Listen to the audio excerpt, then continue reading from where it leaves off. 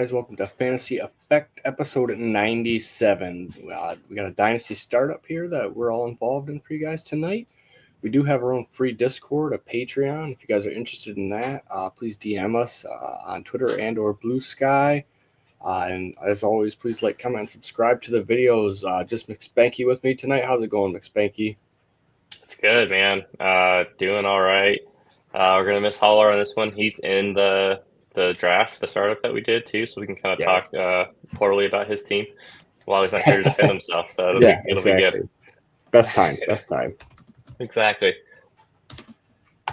Man, I believe Holler's safe in LA too, because I know he is. Yeah, I think he's near the. I don't think he's in LA. He went busy doing family stuff, I think. Yeah.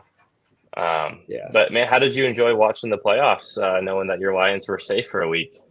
Dude, honestly, I did stuff with the family. I peeked in on games here and there. Me too. I was really getting some brownie points, with the wife, so it worked out well for me. Honestly, it makes me kind of nervous though that we sat down for a week and kind of didn't do anything. Like the bye was really important for us to get healthy, but at the same time, I'm like, I'd prefer to be on the field and just keep it rolling. Yeah, I mean, I get that. I think the after maybe a drive or two, on offense and defense, it's probably the only time there's going to be any rust. So I wouldn't expect it to be too terrible. Plus, I think Dan Campbell has a way of getting his guys ready to go. So I wouldn't be too worried about a slow start. Yeah, I definitely trust Dan. We're gonna have to come out firing. I keep catching myself, not even like already talking about who are we gonna play in the NFC Championship. We gotta take this team seriously in the Commanders. You know what I mean? Yeah, and I hope they're doing not doing the same as me, but taking Washington seriously. You got a big game coming up Monday night. Yeah, we do. It's a crazy run, man. So Notre Dame playing the national championship against Ohio State. My entire life, Notre Dame has sucked and not done anything. And then over the span of the last month, they've won 3 huge games that they never seem to have been able to, whether it was Brian Kelly or Charlie Weiss at the helm. So I'm excited. I think even at this point, season is successful. Obviously, I want them to win, but we'll see what happens Monday. But it's been awesome. So I'm sure if you're in the Discord, you'll see you might get some rants from me. I let emotions get a little bit ahead of me there during the Penn State game with some referees that made some questionable calls. But it is what I've been there. I have been there. That is for sure. Should we hop into the news here? Yeah, let's do it. Okay, so the Patriots have hired Mike Vrabel as their new head coach. Mike McCarthy is. I know. I was totally shocked by that. The Cowboys didn't re-sign Mike McCarthy, so he's out in Dallas. I don't think we had any other surprise firings. I don't think we lost any OCs or anything like that. I think generally it was just McCarthy this week. Yeah, just McCarthy, which was a weird thing because when they denied the Bears' request to interview him, it kind of felt like, okay, maybe they were going to keep McCarthy around for another season, but it sounds like it was more just Jerry Jones being, I don't know if he was being rude to just block the Bears from making a decision or if he just incompetent, maybe both. I don't know. I think it's probably a good move for the Cowboys to get the move on from Mike McCarthy. It seems like some of the Cowboys fans that are in our Discord and that we talk to seemed pretty okay with the news. Although I don't know how to feel about maybe Dion going there. That might be interesting. This is going to be a circus if Dion goes. Oh, 100%. Because that means Dak's getting out of there and he's going to bring his boy in to play quarterback for him. So we'll see. I am rooting for it. I am rooting for this to happen so hard. I just want to see. It's not my team, right? Right. I just want to see the absolute chaos and everything. What were we going to say about Mike Vrabel? I was going to say, what do you think about that? I think really for me, I think he's a really good coach. I think he did a lot with the Tennessee roster that he inherited there. I think this is probably good news, depending on who they hire as offensive coordinator for Drake May. But at the very least, it should be a functioning, well-coached team, which can't hurt some of those fantasy assets there. But hopefully, Drake May gets a little bit of helping talent around him. The receivers he has aren't aren't great. As much as I like Demario Douglas and Kendrick Bourne, who you just drafted, by the way. Yeah, I did. not ideal, right? For starting NFL wide receivers. No, not at all. Yeah, I agree with you. I think Vrabel's a really good head coach, and I think they'll probably perform better than what we think we would see from New England. But like you said, it's pretty devoid of talent outside of Drake May, really. I mean, I know they have some defensive players and stuff. They had a guy that was on IR all year, Christian Barmore. He's pretty good. And a few other things. But, yeah, I think that Vrabel has a really good floor as a coach where you kind of know what you're going to get. And eventually, I would expect within 2 to 3 years they're teetering on the playoffs, if not in the playoffs. Here's the big question from Greg. How excited are you, McSpanky? Well, since you brought it up, very. I think so. Ben Johnson is reportedly the rumored head coach with I forget how you pronounce the name. It's like Spytek from Tampa Bay is going to be the GM. I guess he went back for a second interview today.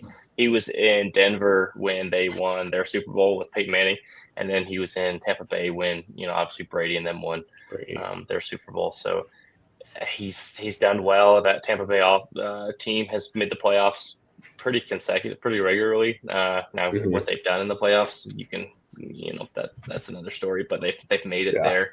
I think Ben Johnson's a good coach. I'm really curious to see what he really likes there. Just because I don't know. Is it Aiden O'Connell what's getting him excited, or does he think maybe he's going to sign someone else in free agency? I don't know, but whatever, dude. If it gets him there, I think him meet with Tom Brady, I think kind of left an impression on him, which is nice. And if Tom Brady, I saw someone was like, if Tom Brady lands Ben Johnson, I'll forgive him for what happened in the playoffs and the tuck rule all those years ago. I would never forgive him for the tuck rule if I was a Raiders fan. I don't care what he did for the team. Okay, maybe if he brought a Super Bowl to the Raiders, then I might. It's been over 20 years. You got to let it go at some point. Launched a whole dynasty. Oh my Lord. Yeah. So I've been on the thing that Ben is going to stay in Detroit pretty much since about mid-season. Yeah, I think he is. I think he's gone. He came out and said some things. Well, last year, I mean, he was all but signed to the Commanders, and they were printing nameplates for him, at Washington's facility when he decided to turn the plane around and said, I'm coming back to Detroit. So I would just be slightly careful. He's come out and said that, he prefers to be a play caller. Just cautious optimism, But yeah, I'll be interested to see. We're all aboard the Ben Johnson train. There's no cautious optimism. It's nothing Ben else. Johnson or bust. Yeah. If it's not Ben Johnson, it'll be Jim Tomsula.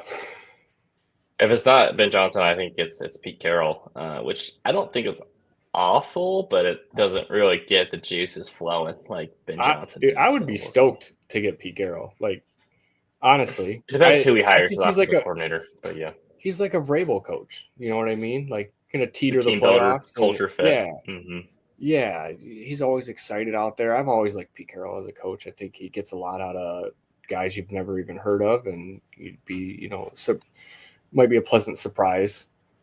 With Pete wear out some gum on the sideline too. So. Hell yeah, he will. Hell yeah, he will. I think if Ben goes, I think that means that if Ben goes, I think that means that Dion is going to Dallas, and I think that means that Dak is going to Las Vegas. I don't hate that. I think Dak's a competent quarterback. I think he gets a lot of hate. I think some of that comes with being the quarterback for the Dallas Cowboys. They catch a lot of hate just in general. Dak does do some dumb things. But I don't think he's necessarily had the best offensive coordinators to work with too, outside of maybe Kellen Moore was probably the best he had really had. Like McCarthy's got his Waffle House play sheet out there, so I don't know, man. Right. I think Dak could do some good stuff especially with the Raiders draft maybe like a tackle in the first or second round and an extra wide receiver. With Ben Johnson's a good play caller, Dak's in there. You could do some good work. It'd be awesome for Brock Bowers and Michael Mayer. Yeah. We all know Dak loves his tight ends. So Dak loves the tight end. Ben Johnson loves the tight end. And Jacoby Myers is no slouch either. No, he's great. He's a solid wide receiver, and if you get Ben, he'll do the smart things with him and stuff. Enough fawning over Ben Johnson. That's my job for the next 2 or 3 weeks, as long as I can. Right. You want to get into this startup here? Yeah, let's do it. Let me. Okay, so the startup we are in is a 14-team Superflex PPR tight end premium with a points per carry. It is start 3 running backs, start 4 wide receivers, and 12 starters. Because we're a bunch of sickos, this is the kind of stuff we do to ourselves. It's pretty gross, honestly. I'm not gonna lie. So Caller set this one up, right? And I kind of just joined. And he was like, "Hey, do you want to look at it, make sure everything looks okay?" And I said, "Yeah, that's fine." And I didn't look at it. I said, "Yeah, that's good." And then we're about to start drafting, and I looked at the roster requirements. I was like, "Oh no." But I noticed the start 4 wide receivers immediately, right? And I was like, "Oh, okay. I can just start 4 wide receivers. There's a lot of wide receivers in the league, I didn't really notice the start 3 running backs probably until like halfway through the second round. And I was like, oh my Lord, what have we done? Thank goodness we didn't do 2 tight ends. So, well, yeah, that would have been horrible. So I'm curious with the start 3 running backs there's like a 0.2 points per carry. Are you surprised no running backs went in the first round? Because I am a little bit. And I know running backs aren't the like fun thing to do in Superflex startups, but it's like, the same points, like you're starting 3 and they get an extra a little bit of a boost with the points per carry there. Right. And Gibbs got close at 2-3 at 203 there, but I think the start 4 wide receivers kind of just keeps it the same for a regular startup where people want to get those wide receivers, just in case to build that good roster. You don't want aging out running backs. On your team, and always, in Superflex, quarterback's going to be king. As we can see, generally by our first round, it's mostly quarterbacks. It is, and some gross ones at the end. If we want to talk about that first, I don't know, what were your? I was a little surprised that C.J. Stroud and Caleb Williams both went in the first round and went as high as they did. What were your thoughts on that? Because I remember I was like, I'm pretty low on both of them though, to be fair. So. Yeah, I'm low on them. I'm also not shocked by it, just because what we touched on before. It is super flex, and like if you take a look at my team, I didn't take a quarterback in the first round, and I waited, and I wound up with Brock Purdy and Matt Stafford. Not really. Your quarterback room got a little gross. Yeah, not really like a cornerstone quarterback room. This could go south really quickly for me if Stafford decides to hang him up, or Brock Purdy were to leave San Francisco for some reason. It could get real ugly real quick.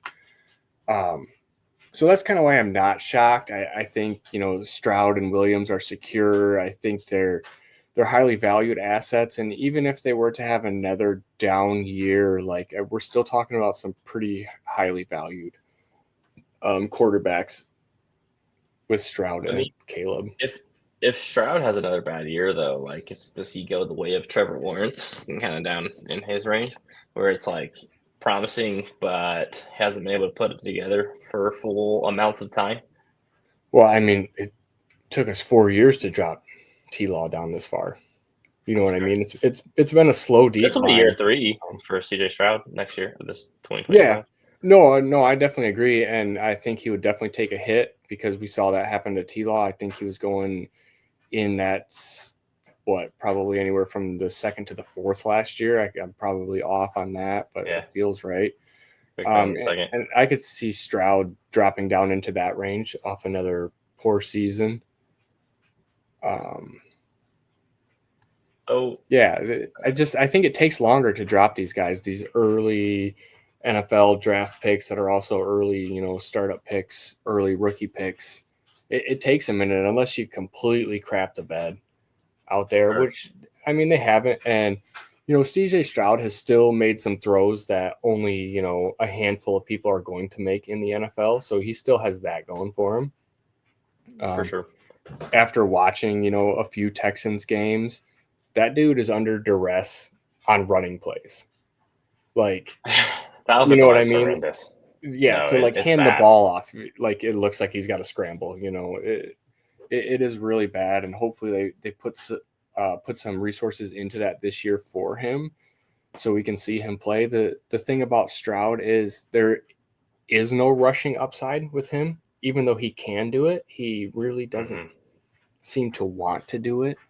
He had some And big maybe runs in the that's playoff game this last weekend, though. I think he ran. yeah, I think he had yeah, like 40 yards, and I think he had a few big first downs to keep the chains moving. yeah. He So finally it's like showed he up on can those do it, but I downs. don't know why he doesn't. I think maybe he Right, just prefers to make a play with his arm. Maybe it's protecting his body, which honestly I can't blame him, right? But definitely.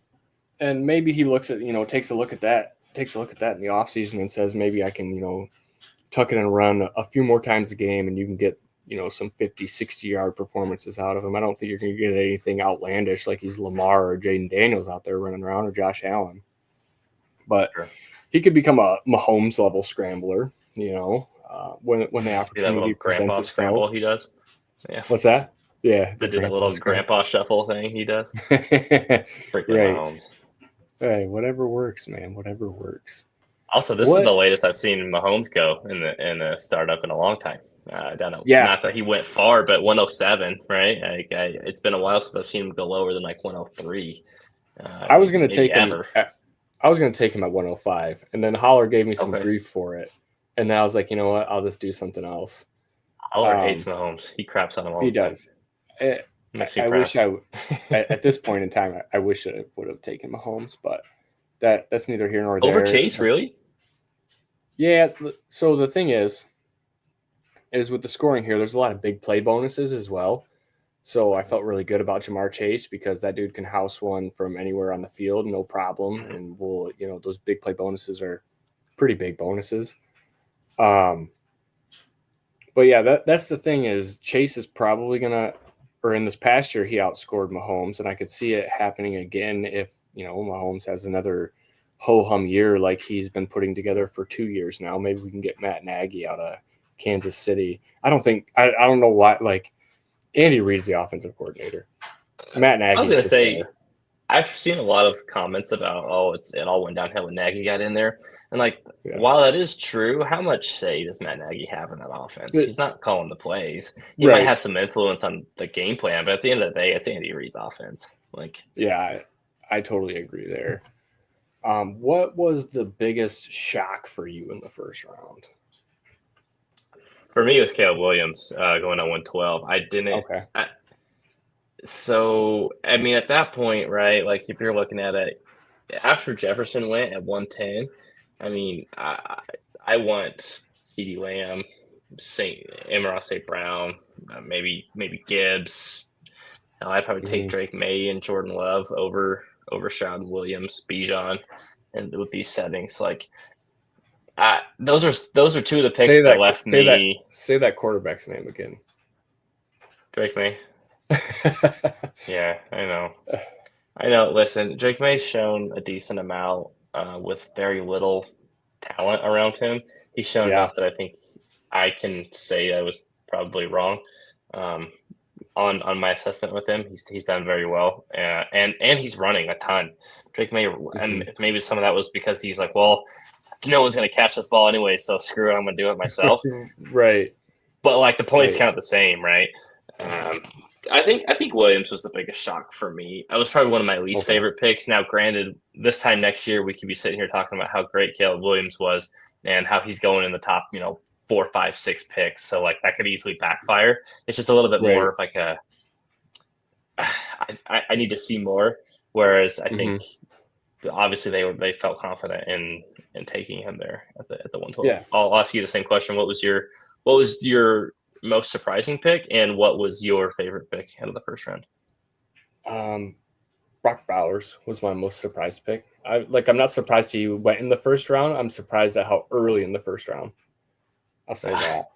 Okay, I was gonna say something about Brock Bowers, but I got flamed in our Discord about it because I have him outside of my first round in my rankings, and I wasn't gonna be the one to bring him up. So I'm glad you did. I agree, though. I think Brock Bowers at 6. When I got the notification, I was like, "Oh, that's a little early." I love Brock Bowers.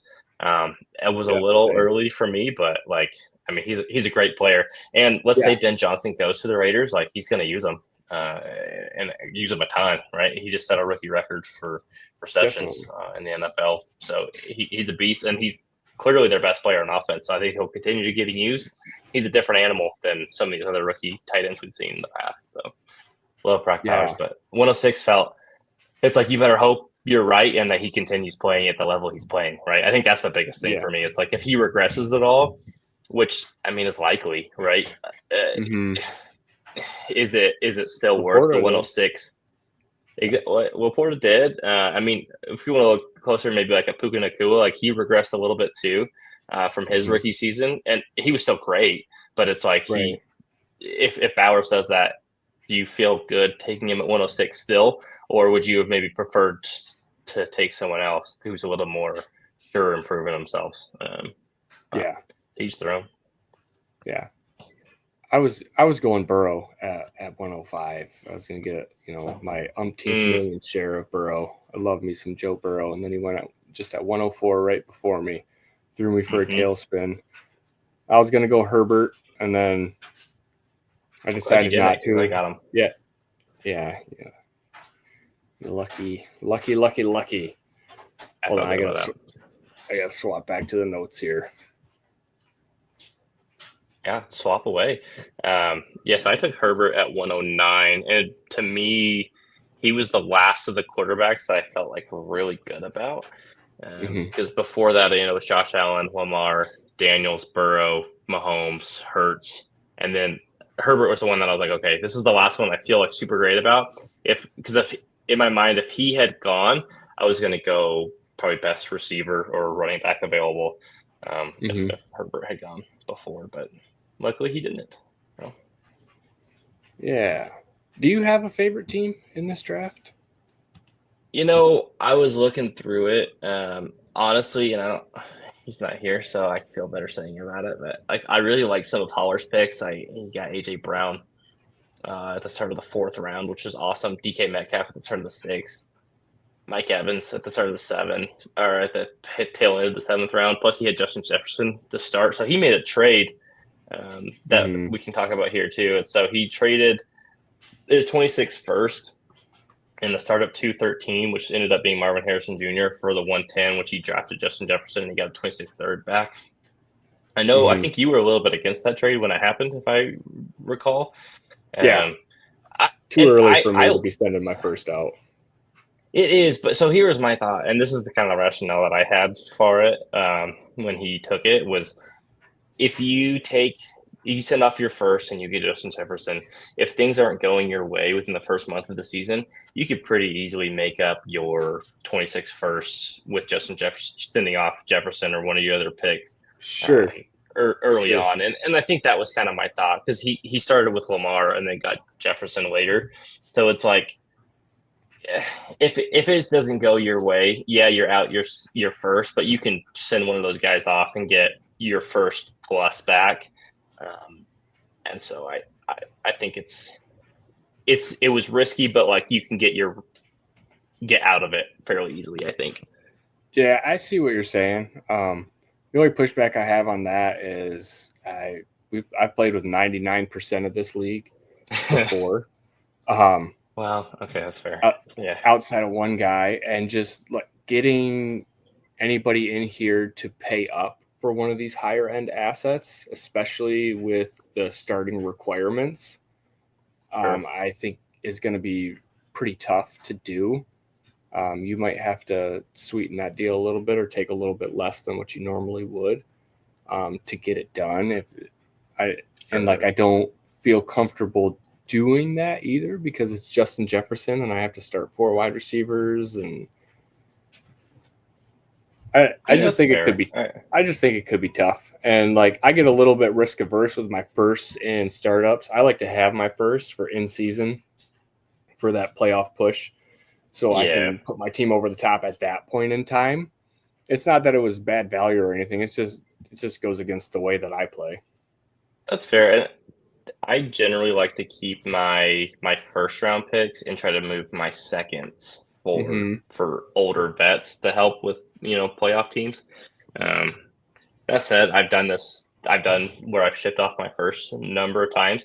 And honestly, I think if I just told you, like, forget that we were in a startup, if I told you that I sent Marvin Harrison Jr. and my 26th first, which I assume will be a playoff first for Justin Jefferson in the third, I think you'd be pretty stoked about that. Like, I don't know if that gets, I don't think that gets done in like an established league. And so I think you got pretty good value for it, given that it was a startup and there was some uncertainty. Mm-hmm. Yeah, definitely agree there. Like the value is really good for sure. But like, you know, we have that question on, or I already asked the question about the favorite team, and like I was looking through, and it's hard to pick one. I think Greg has a really solid team. I like Greg's team too. I was gonna say that. Outside of like Greg's team, like can kind of poke holes at everybody's roster just because of those starting requirements, man. You can, and that's the thing. Like with 14 teams and starting 12 players, everyone's team gets a little gross. After the first few picks, right? Like I think, man, I don't know. There's some spots like it's tough with the kicker replacement right now too, because like I know that people have rookie picks, but off the top of my head, I can't tell you which rookie picks these are, and we can't tell you who these people are going to take with those rookie picks at this moment in time. Could it strengthen your roster? Or could it hurt your roster? So, and some of these rookies are going to hit, some of these rookies are going to miss. That's what I was going to say though. Like with the 101 where it went at the end of the second round at the 212.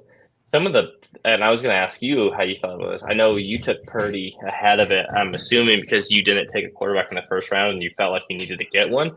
But how do you feel about taking Purdy above the 101 right now? And then it was exactly for the reasons you said. It's because I didn't take that quarterback round one. Had I taken a quarterback round one, I probably would have felt more comfortable taking the 101 and just taking Genty.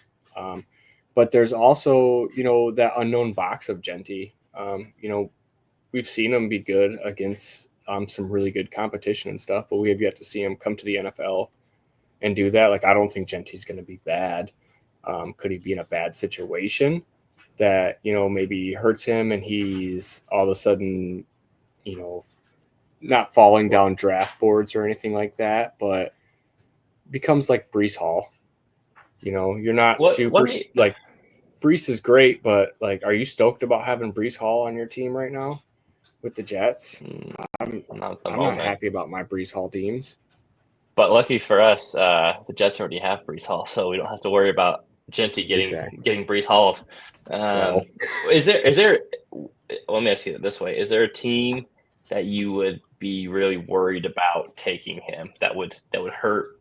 Not necessarily that you wouldn't take him at the 101, but that you would feel like, oh, maybe I don't value the 101 as highly as I did previously. Let me pull up Tankathon and we can go through. Is there a projected pick range? Because like I've seen Genty. I've seen him as high as like top 10, and I've seen him in the 20s. I've seen him as high as like top 5 and as low as like mid 20s. So I would say anywhere in that first round is fair game. Okay. If Ben Johnson doesn't go to the Raiders, I would not be happy with Genty being there. I think sorry, Sparky. You think so? You think the line's good enough? You watch them much more than I do, so I don't know. The line, so the line has problems, but it's mostly at right tackle and it's mostly in pass pro. I think it's like DJ Glaze, I think is his name. He starts at right tackle. Not to just flame someone on the podcast, but he should not. He's not an NFL starter. He's a great rotational guy. He should not be starting at tackle in the NFL. The guards are great. We have good inside play with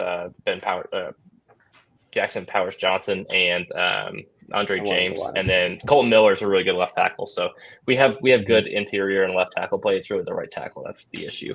But run blocking is fine. I mean, Alexander Madison ran fairly well, and I don't think very highly of Alexander Madison. So. Yeah. Okay. So you talked me into Vegas a little bit. I don't think the Jets would take him. I doubt Carolina would. The Saints is the one that scares me a little bit. The Saints might do it. Mm-hmm. And then he has to deal with, Kamara for whatever. Kamara just re-signed. I can't remember how many years it was for or anything like that. But New Orleans kind of a dumpster fire. We're awaiting, a new head coach down there. Right. I don't think New Orleans would drop him for me, though, even though he has to deal with Kamara being there with him. Yeah, Kamara's there for an extra. He's there through 2026. Okay. Yeah, it would be an extra 2 years.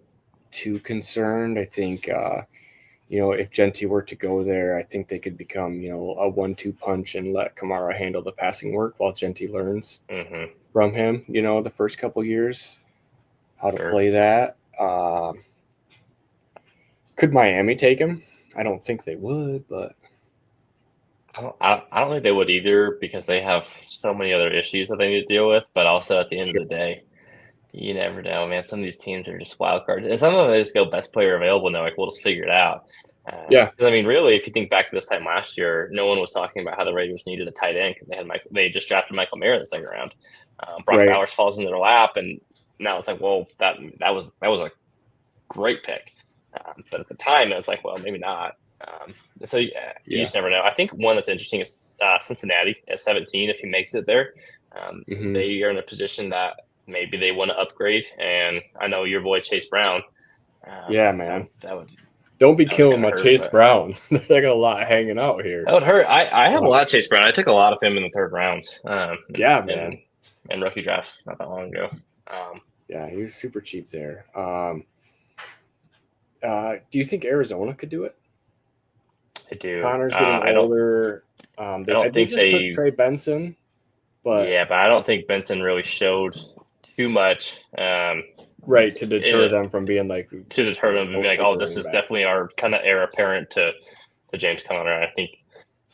which Benson was just a plotter, dude. And he showed that, basically. He didn't run. Nothing he did was ever impressive in Arizona. Yeah. I didn't think he had very good vision. He has really good speed. He does. But he's got to be able to see that hole and hit that hole to show that speed off. It's got to be wide open for him. He's not going to find it himself. Yeah, I definitely agree there. Denver would be like my favorite landing spot. Oh, for sure. Or Dallas would be nice too. Yep, Dallas could be nice. Chargers as well. I think Minnesota would be nice too. Yeah, Minnesota would be good. Do you think Pittsburgh would do it? Yeah, I mean, they drafted Najee Harris in the first round not that long ago, so I think it's well within reason. They have a ton of Najee's on his fifth year too, as well. So yeah, so Najee's he's out next year, or he's a free agent. Jalen Warren is too. It sounds like they might get rid of George Pickens too, try to move on from him. That whole offense could be totally different next year. So it wouldn't shock me if they were like, well, Genti's going to be our guy now, and then we'll figure out the rest. Yeah, and we'll run that boy into the ground. Yeah. Oh, yes, they will. Yes, they will. And I don't think that he lasts any longer than that. No, I don't either. I think that would probably be the last team that would. I don't think anyone. I think the Chargers would be like the last spot at pick 22. Yeah, I definitely agree there. Should we get back into the startup? We got to. For sure. Yeah, we got some draft talk here. Kind of talked about. So you highlighted some standout picks here. I did. So some good ones. So what I did was I took my Dynasty rankings, kind of my overall, and then I also grabbed Fantasy Calc, how they have players ranked, and then I tracked where everybody went in the startup. And so the ones that had, I guess, plus value are the ones I kind of wrote down here that kind of stood out. So the first one I want to talk about is George Pickens. I have him as my 44th overall player. I know he's a bit of a head case. We talked about this a little bit before on the show, but I don't mind when my wide receivers are a little bit crazy. Helps them play better. And then this one might be too crazy. This one might be pushing it. I mean, he's no Deontay Johnson, but he's been on his way. Fantasy Calc has him the 58th overall player. He went pick 78, which if I'm doing my math right, he was round 6, pick 8 in a start 4 wide receiver. That's awesome value, right? Like, and like I know he's a bit of a head case, and he's hit or miss, and we don't entirely know what the quarterback situation is like in Pittsburgh next year, but he's got such good upside, and he's still young. He's shown flashes. If he can pull his head out of his ass and just like play football and not be looking for a fight every 2 seconds, like I think that's why he dropped. But like he's a nice little wide receiver too, if you ask me. Like on a team in a start 12, 14 teamer, like I'm stoked to have grabbed him. I was gonna take him. He actually went the pick right before I took DJ Moore, which safe wise, it's probably better to take DJ Moore, but like Pickens, it was who I was going to take here. Yeah. I don't think DJ Moore's a bad consolation prize. I can't anymore with Pickens. I acquired some in season, and just like every other day, it feels like it's like George Pickens said this, George Pickens did that. Like I'm just like, oh my god, it's never ending with it. And like he's not so like crazy. he's good, but he's not even like superstar, caliber. Where like when T.O. was doing all his crazy stuff, like this dude is like winning games on his own, for this offense. Like George Pickens isn't doing that. He's not, but he was also playing with Russell Wilson. Fair. And I think he was sick of Pittsburgh. By the way, did you see his like press conference after the game they lost to? They were like, "Does this give you optimism for the offense moving forward?" And he's just like, "Nah." So I think he might be gone, which is fine by me. I think there's a lot of better situations I'd rather have my wide receivers in than in Pittsburgh. I think he's talented enough. I'm still buying in on Pickens. To me, this tells me though, like Fantasy Calc has him up at 58, and he got drafted down closer to 78. It tells me that like you could probably buy him at a discount than like his list price right now on Fantasy Calc if you're in an established league. Is kind of my takeaway here. Yeah, I could see it. I know you're out, but like But that's fair though, and like if you have them, and like knowing that you're maybe not super stoked on them, like they have them valued at wide receiver 21 right now. I think I could probably get them for like wide receiver like 30 prices instead of wide receiver 20 prices. Sure. And I think he's talented enough that it warrants the risk of him being a little cuckoo. So. Yeah, Mike Tomlin has really reined in some wild horses as we've learned over the years. Sure. And the fact that Mike Tomlin couldn't get this guy to put his head on straight, that really makes me concerned for his future. Yeah, I mean, what if he goes to like New England and he plays with Drake May, and Vrabel should be able to get him? You think Vrabel's going to put up with that? He put up with AJ Brown. I mean, AJ Brown freaking win you a whole damn game by himself. Pickens could. That's just the thing. I think Pickens has the talent. He just needs to. Apply can't himself, get out of his own way. He's get out of his own way, exactly. Yeah, I don't know, man. I don't think he would play. Yeah, I don't think he would play well. That's fine. You don't have to agree. That's totally fine. I just think he might be a sneaky buy, is what I was getting at there. The next one I want to talk about was Kyren Williams. Actually, I think this might have been one of your picks.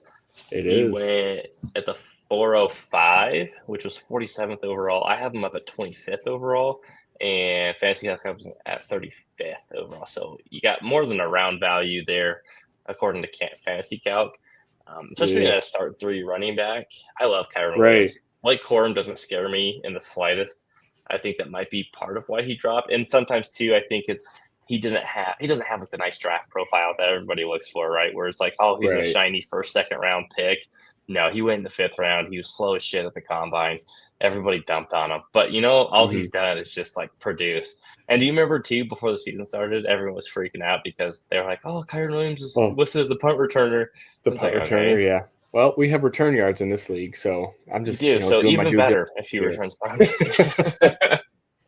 I love Kyren Williams though. I think he's a full on buy, and like he went off. I mean, so you took Jonathan Taylor at 310. You took Kyren at 405. Like Barkley went at 37. Achane at 311. Like I think Kyren belongs in that group. He could have very easily went in the third round. Yeah, I was surprised he came back to me. I debated Taylor and Kyren, honestly. That's fair. Yeah, and I was happy that he came back to me. So we're doing great. Start 3 running backs here. Holler's begging for us to talk about his AJ Brown pick. Yeah, he is. Which it was great. I think I mentioned it earlier. He got him at the 402. Going to start 4 wide receiver. That's crazy value. And to pair that with Justin Jefferson, well done. I think that might be one of the best 1-2 punches in terms of this league and top 2 wide receivers. There's some other good ones. I guess JT has Amon-Ra, St. Brown, and Neighbors, which is probably right up there. But I mean, that's awesome. You can't beat that. So yeah, no, not at all. Yeah, I might lean towards the Amon-Ra Neighbors, and it's not for the reasons that you think because of Amon-Ra. It's just going to be the age here. And AJ Brown tends to get a little bit dinged up. We saw Neighbors do the same as well in New York, but it is Dynasty, so I'm going to lean into that age a little bit more. But Neighbors got banged up because they were giving him the ball every play. They had no one else. They were just like, Neighbors, get open and I'll throw it to you. Right. Yeah, definitely. Man took a lot of hits, a lot of hospital balls this year. Thanks, Daniel Jones. Oh, for sure. Another one I wanted to touch on, a couple running backs here, Bucky Irving and Joe Mixon, I think were great values. Bucky Irving went, let's see where I just saw him on the board. 59th overall. What round is that? In the 4th, 5th? 503. I think it's awesome value. Fantasy Chasm at running back, not running back 44, overall 44. So that was more than a round of value there too. Joe Mixon went way down at the 104th overall, which is in the 8th round in the start 3 running back points per carry. I know Joe Mixon's old. I think to me, it's like I always get surprised when you start doing a dynasty startup in the offseason and all of these like productive vets, you see the player card and you see they're like 28 and all of a sudden people are just like, oh, I don't want that. But come season time, there's going to be a lot of teams that were like, crap, I wish I had drafted Joe Mixon. So I love that pick. Like Joe Mixon's awesome. Yeah, definitely. Do you want to talk about one of yours that I kind of disagree with, but also I get it? Please do. Chuba. Okay. So I took Chuba Hubbard at the 506. Here's why I did it. They just drafted Jonathan Brooks. Now I know he's hurt, which is part of the reason why I really like this pick. They just re-signed Chuba Hubbard. The Panthers offense really runs the ball a lot. Bryce Young looked a lot better this past year, or the past like month or 2 of the season. The offense was really flowing. Chuba Hubbard was awesome, dude. He was putting up points like left and right. Like I think you can get a low end RB1, high end RB2 out of him for at least at least next year. I don't expect. And Jonathan Brooks doesn't scare me next year. Yeah, I don't either. And so it's like, are the Panthers, who have a ton of other offensive needs and defensive needs, like, are they going to spend a draft pick on a running back to replace him after they just signed him? Like, I don't think so. He's not. He's not like a sexy name. He's not one that like you draft him and people go like, "Oh, that's a good pick." It's just like, but he puts up a lot of points, and I think he's going to get a lot of volume. He catches a ton of balls, actually. Surprisingly, I think there was a time there where Underdog had his receiving props at like 3.5 catches for like 4 straight weeks, and it hit the over every time, and I was hitting all those. So maybe there's a little bit of that involved where I won some prop bets because of them. But I mean, as my running back 3, like I hit the running backs pretty hard because I don't think the league that we were playing in, the people we were valuing the running backs very highly. And I think with start 3 and points per carry, like I think that was a mistake. And so I kind of rather than trying to like follow suit and just like hit the next wide receiver and kind of be stuck in that wide receiver thing, I went a different way of trying to be like, well, I have 2 good quarterbacks. I'm going to try to get the best running back room, and then I'll figure out wide receiver later. We'll see if that sucks for me later, but we'll see. That was my thinking behind it. Yeah. So now tell me why I'm wrong and it was a bad pick.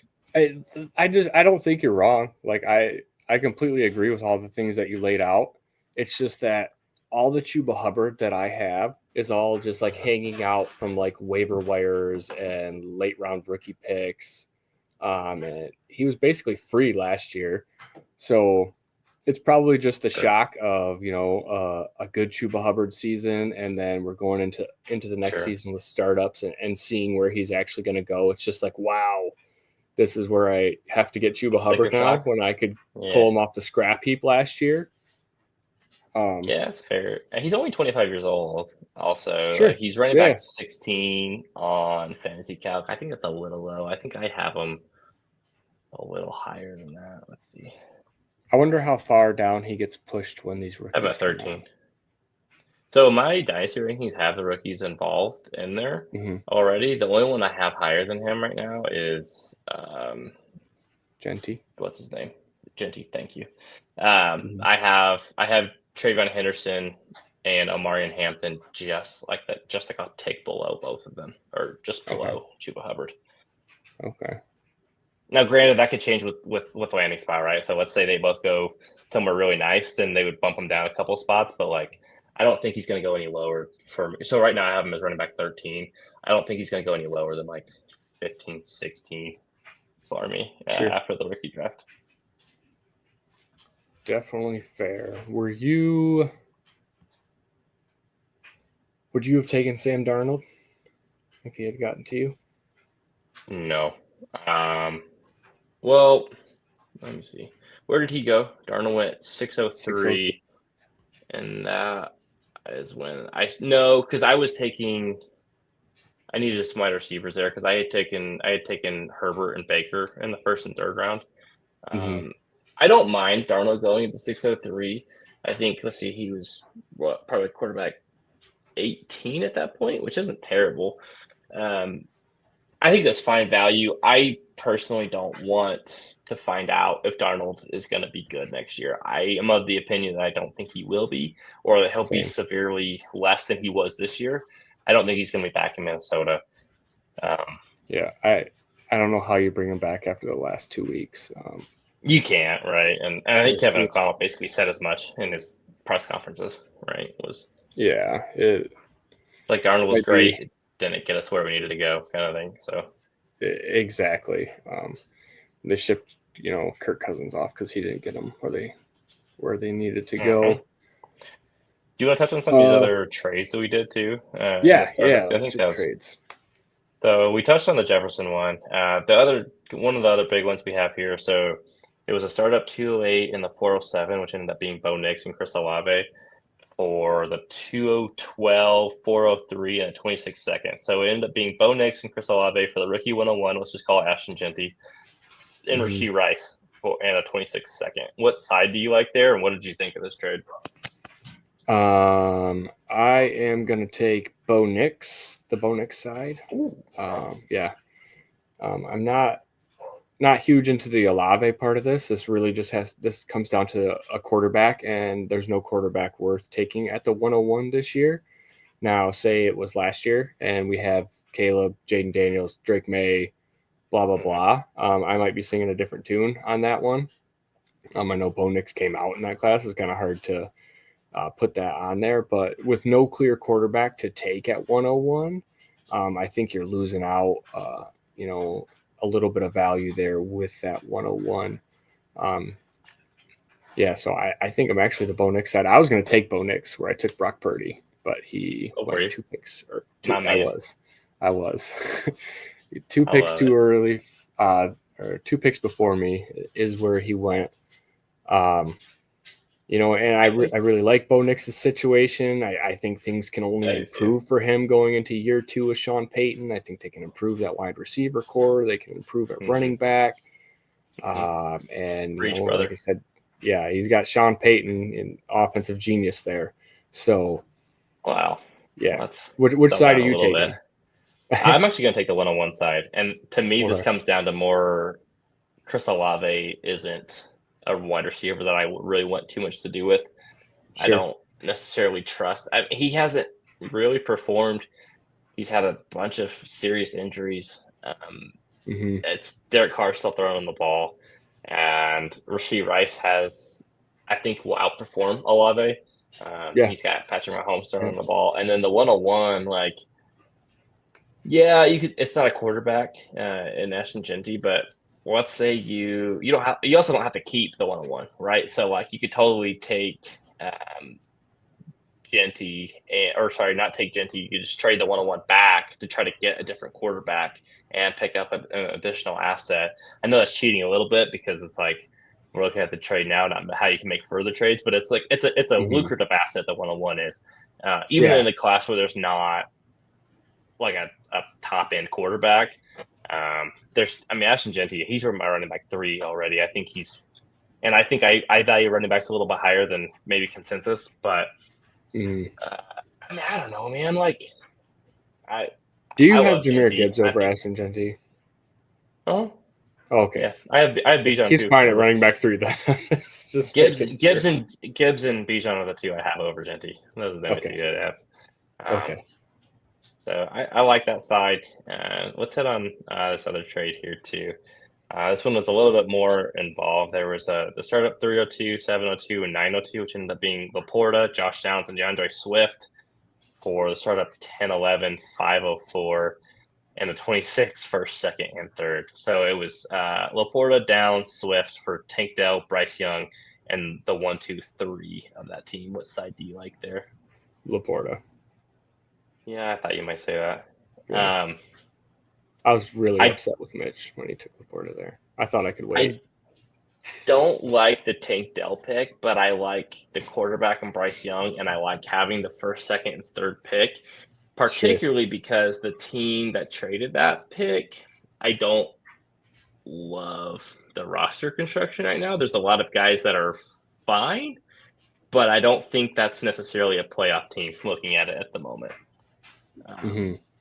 It's hard though because there's a lot of rookie picks, right? There's like the 105, 108, 112, which might produce, but they might not. Because like, what if I told you like last year? Obviously, this isn't the last year's class, but that was like in a range where you maybe got like, let's say Neighbors, probably 105. The 108 could have been Xavier Worthy, and the 112 might have been maybe Bo Nix. And then all of a sudden you're looking. Right. Then all of a sudden you're saying, well, that looks great.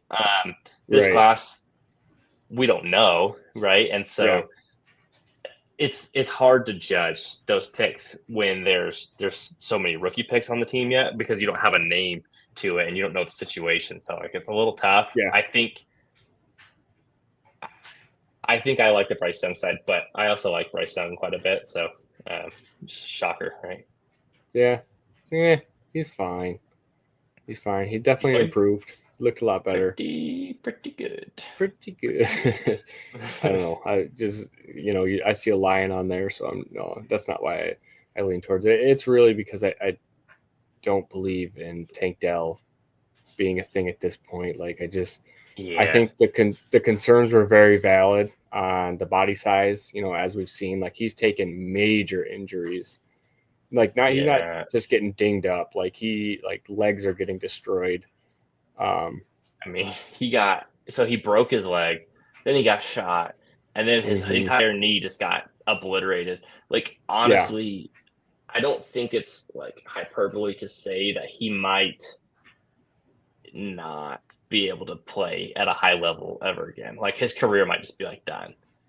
With the amount of damage that just got done to that knee. I don't expect to see him play next year, personally, but we'll see. Yeah, I do not think so either. There's also the tight end premium aspect to it, and I know that Laporta had a down year, but I will say the last 3 to 4 weeks he really started to turn it back on, and looked like the player we saw his rookie year. He did look good. I think no one's ever said it, and we'll probably never know, but I don't think he was fully healthy all year long. up until that point in time. Doesn't seem like it. He missed a majority of training camp working off to the side. And then that plus the emergence of JMO in the offense and them just being super efficient, hitting those big plays with JMO and Gibbs take a lot of the plays off the field that may have been, the Laporta plays to matriculate the ball down the field. Nice use of matriculate. Yeah, there's a question in the chat about their favorite and least favorite team build so far. Let's end the show on that. Who's your favorite and least favorite team for you so far? Greg is going to be my favorite team. Okay. And by the rules of the questioner here, I can't pick my own team as the worst team. That's normally what I would do. Mm-hmm. Oh man, that's normally what I would do. Pick yourself as the worst. That's funny. Yeah, I always wind up hating my teams, but I think I told you guys that's fair. Probably like 6 picks in, I was like, I hate this team. Oh jeez. Let me see. There's a lot of tough ones. I think a sneaky good team here is B-Mid Dynasty. He started out with Jalen Hurts. He's got JJ McCarthy, which might work out. Top 3 wide receivers are Puka Nacua, Pickens, and Chris Godwin. Then he's got Saquon, James Cook, and Derrick Henry as running backs. Deebo Samuel's up there too. Rico Dowdle and Austin Eckler aren't anything to sneeze at in terms of just like some nice depth pieces. He's got a couple rookie picks as well. Like that's one that I think kind of stood out as I didn't. When I started looking through the teams, I kind of really liked it. I talked about how I didn't necessarily love Mitch's team, and that was mostly because of CJ Stroud. And it's part of it too is like you're reliant on DeAndre Swift as your running back 1, which I don't love. Jalen Waddle, you're counting on a bounce back. Jaden Reed was really inconsistent. Josh Downs was he himself is great, but you're relying on Anthony Richardson taking a step forward, which I don't know. There's a Stephon Diggs and Deontay Johnson picks in there too that are interesting. Keenan Allen, if he plays another year, that's awesome. Nick Chubb, I think he's dead. I don't think he's coming back. Jermaine Burton's a head case. It's really going to depend on how those rookie picks get spent. And if those 3 hit, I can totally change my opinion, but right now that's probably one of my least favorite ones. Yeah, I can see that. I'm gonna bet on Mitch hitting those rookie picks. Sure. I mean, he might. I played in a lot of leagues with Mitch, and he usually does pretty well. So, trust the process. But as it stands today, I'm questioning. We mentioned this earlier too. It's like in a 14-team league with the starting roster requirements, you can poke holes in anyone's team, right? Yeah. Like my team I happen to like, but you could poke holes at it all day long, right? The receivers are highly questionable. So is the tight end position. And depending on your feelings of Baker Mayfield, you can poke holes at that too, but it is what it is. Holler, I like your team. I already mentioned that a few times. So he's got Lamar and Dak as his quarterbacks, Jefferson, A.J. Brown, DK Metcalf, Mike Evans. Well, there's one spot that might be a little dicey is running back. If Chase Brown happens to get replaced during the draft or free agency, which I don't think you will, but that's something you're going to have to kind of sweat through. Ramondre Stevenson, Tank Bigsy's your running back 3. You got a smorgasbord of mediocre tight ends. But it's a good open roster. But like I said, you can poke holes at anyone's team at the moment. Yeah. I do actually. So JT's team is pretty nice too. Minus, I hate the quarterbacks. There's Kyler Murray and then basically nobody. But the skill positions are great, right? Like we talked about Sun God and Malik Neighbors. Devontae Smith is awesome. Terry McLaurin, Tyreek Hill, Devontae Adams. Tight ends, if Kelsey comes back, Fergie. Kenneth Walker's a good running back. And then he has a bunch of rookie picks too that I think are more like in the second, third rounds. But the quarterback's really going to be where it boils down to if they're good to go. Yeah, I agree. I was salty about that Fergie pick. Really excited for Ferguson bounce back season next year. That's for sure. Oh, for sure. Well, you got anything more for the people? That's all I got for now. thank you for tuning in. I think we're going to start doing some rookie previews starting here soon. Oh, that's the other thing I was going to mention. We have a rookie draft kit that's going to be coming out post NFL Combine, but prior to the NFL Draft. It's going to be pretty cool. We're going to have like a big board of our overall rankings. We're going to have some different mock drafts that we're going to do in our Discord. So if you're not in the Discord, tune in, join, and you can hop in those mock drafts and kind of see how the shape, how the ADP is going to look. We also have player profiles in there where we're doing kind of like some scouting notes. I know Ron and Holler and I have been watching different videos of guys putting together some player notes and comps there. We have some analytics too, kind of what their expected draft capital is going to be. It's going to be really fun. It's going to be part of the Patreon. So if you are not a part of the Patreon, that would be the time to tune in after the Combine and get yourself a copy of that, which would be awesome. So that's all I got. Wait. But yeah, thanks for tuning in. Hopefully this is valuable to you. You can kind of see before you hop in a startup kind of how a board turned out and, learn from some of our lessons. And, now you kind of know how to play in your draft. But yeah. Cool beans. Peace out, everybody. See you. Thanks for watching.